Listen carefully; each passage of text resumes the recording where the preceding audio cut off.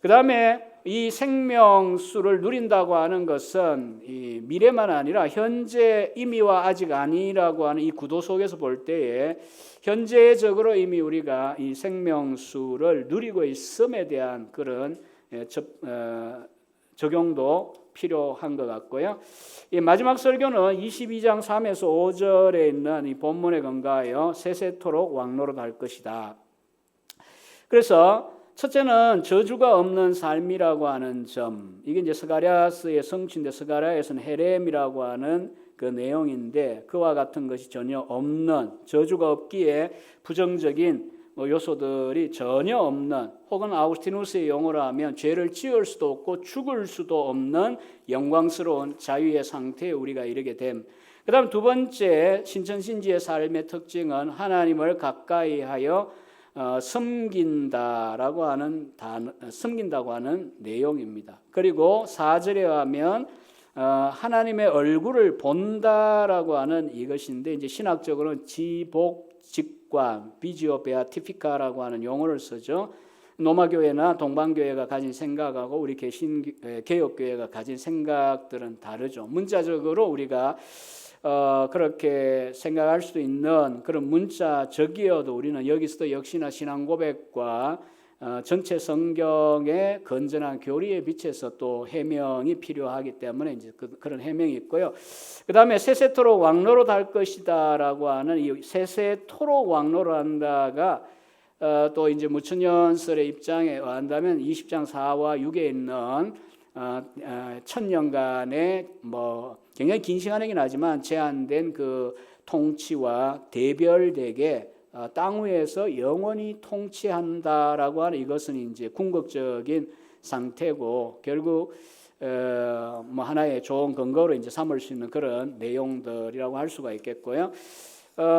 이렇게 해서 이제 설교 6개에 대한 제가 소개를 했고요.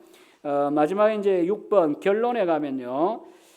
우리는 새하늘과 새 땅에 대하여 신학적인 관점에서 설교자의 관점에서 두 가지 관점에서 제가 접근을 했습니다. 교회 밖에 준동하고 있는 신천지와 같은 이단들의 위험만 아니라 교회 내적인 혼란도 적지 않다고 판단되기 때문에 이 주제와 전거 본문인 요한계시록 21에서 22장 5절까지 살펴보았습니다. 그래서 일단은 본문에 관련된 신학적인 논의들을 이 개혁신학 혹은 신앙고백적인 관점에서 숙고를 했는데 하나는 중간기 거처와 궁극적인 거주지 문제였고 두 번째는 첫 창조와 또 새 창조 사이의 관계의 문제를 다뤄봤고요. 네 번째는 새 예루살렘을 실제적인 도성과 도시로 이해할 것인가 구원받은 공동체로 이해할 것인가.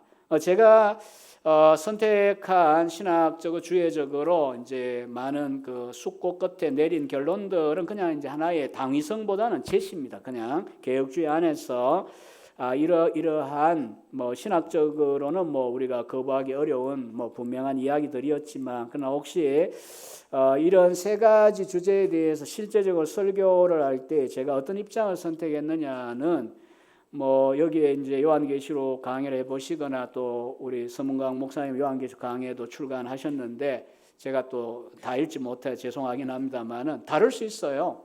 그게 세대주의가 아니라면 우리가 나는 왜 이 입장을 택하느냐에 대한 근거 가지고 설명을 할 수 있고 또 나와 다른 입장 일종의 이것은 우리가 이제 지식이 제한되어 있는 이 소위 사중 상태로 보면 은혜의 질서 속에 있는 존재이다 보니 어느 한 사람이 온전하지 못합니다. 그래서 나와 다른 견해도 충분히 있을 수 있다라고 하는 점을 인정한다면 서로의 관용이 필요하지 않느냐 그렇게 제가 생각이 들고요. 그래서 어쨌든 이런 종말론적인 텍스트나 이런 신학적인 논의들이 필요한 것은 내가 관심이 있고 없고와 관계없이 바깥에 많은 이단 사이비들이 등장해서 우리 교인들을 노략질하고 있고 또 이제 제가 마무리하면 조금 부드럽게 좀 마무리를 하겠습니다만은 질문을 참 많이 받아요. 제가 인터넷 세대의 장점도 많이 누리지만 눈이 어두운 상태에서 그러나 한편으로는 폐단도 많이 누립니다. 12시고 1시고 없어요. 띵 하고 울리면서 질문 와요.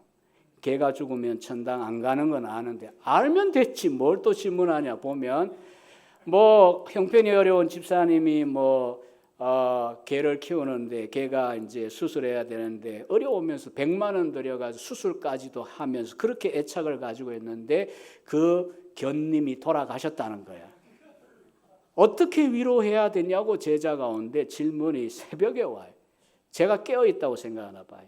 그러니까 수도 없는 질문들을 제가 받으면서요. 교인들 중에 모르는 사람도 와 이렇게 하는데 또 이단들 또 우리 총진 교수들은요. 굉장히 이메일이 융단 폭격입니다.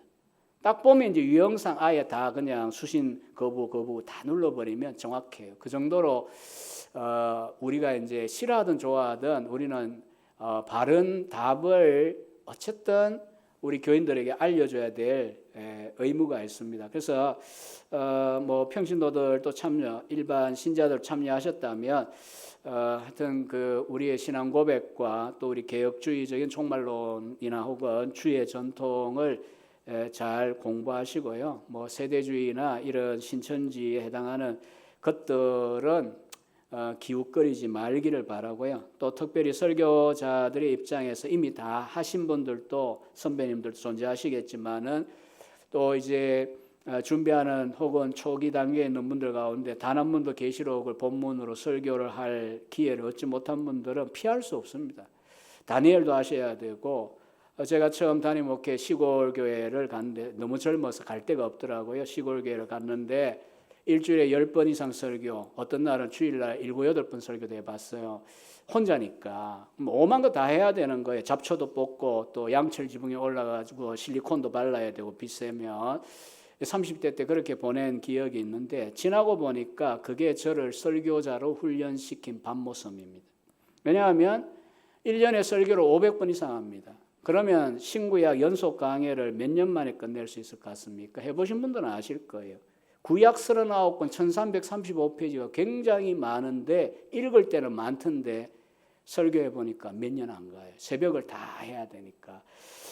그러니까 결국은 대선지 소선지서도 피할 수 없고 요한계시록도 피할 수 없습니다. 우리의 설교자의 사명이라고 하는 것은 우리가 이제 제가 마지막 장에 썼지만은 마치 요한계시록이 열쇠를 잃어버린 자물통처럼 보일지 모르지만 그러나 이제 조금 이제 저처럼 이제 수고해서 이런 종말론이나 또 이제 계시록이나 예언 해석학에 대한 공부를 하신다면 생각 밖에 앞에 우리 선배들이 길들을 잘 이렇게 내고 또 우리들에게 그 표시들을 해 놓은 것을 발견하실 겁니다. 그래서 어떤 것들은 그냥 서로가 이제 용납하고 아디아포라의 문제로 서로 관용하고 또 특히 천연기도 역사적 전천연과 무천연 사이는 유럽 개혁교회 안에는 양립 안 합니다. 화랑개혁주의 안에 양립하지 않지만 뭐 제가 속한 이런 교단이나 우리 한국 장로교회 안에서는 그 두 가지는 양립하죠.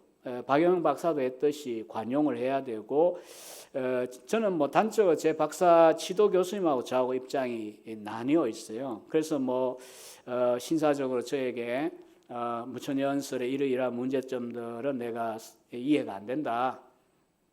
뭐 선생님이 말씀하니까 그냥 듣고 맙니다. 그냥 거기에 대해 뭐 제가 논쟁을 하고 그렇게 하진 않아요. 왜냐하면 제가 이미 다 아는 문제들이에요. 무천년이 공격받는 문제들. 그럼 역사적 전천년 문제가 없느냐? 문제가 있어요. 성경이 그렇게 다 안 담겨요. 안 보여요. 그러면 이제 서로 이제 대화라는 게 소위 정반합을 또 나쁘게 생각한다면 나쁘긴 한데 정반, 그래 합이 나오는 발전적인 면이 있다면 대화를 통해서 내가 이제 보지 못한 면이 저렇게 있구나 이렇게 배우면 될 것 같고요. 그래도 이제 서로가 이제 극복할 수 없다면 아마 실제 종말에 주님이 재림하셨는데 천여왕국이 없으면 무천년이 맞는 거고 재림하시고 난 다음에 천여왕국이 있으면 믿음으로 들어가 왕노릇하면 되고 이렇게 하면 되지 않을까 이런 생각이 듭니다. 훨씬 이제 이 성에 대한 이해 이런 문제는 그보다 훨씬 더 우리가 우리 안에서 이 대화가 필요하고 또 관용이 필요할 것 같아요. 그리고 우리가 상식 수준에서 논쟁할 수 있는 수준이 아니고 사실 들어가면 신학자들 사이에 어마무시한 토론이 있었고 주예가들 사이에 본문이나 유대적 배경, 뭐 무슨적 배경하면서 또 언어학적인 배경하면서 엄청난 싸움을 다 거쳐온 주제들입니다. 그래서 뭐 간단하게 한 권을 보시려면 그레고리 빌의 그 두꺼운 상하로 번역되어 있지만 NIGTC 요한계시록 주석을 보시면 됩니다. 왜냐하면 어차피 박사 논문 자체가 요한계시록에서의 구약 사용 문제 가지고 박사 논문을 쓴 사람이기 때문에 구약과 연관성, 중간기 문헌과 연관성 그런 문헌들에 대한 이야기가 엄청나게 많습니다. 그래서 너무 이제 우리가 이제 어떤 것은 분명히 배격해야 될 것이지만 우리 안에서 다양성에 대한 여지는 열고 서로의 토론이 필요할 거라고 생각이 들고요. 뭐 당장 또 우리 존경하는 선배님 서창원 교수님 청교도 아주 대가이신데 청교도를 전통에 하면 후천연설이 또 굉장히 강해요. 교수님의 입장은 제가 들은 바가 없지만은 또 그러면 또 이제 이거 다르지 않는가? 그러나 이거는 이 세 가지 입장은 사실은 이단의 문제는 전혀 아니라고 저는 생각을 합니다. 예, 이상 강의는 마치고요.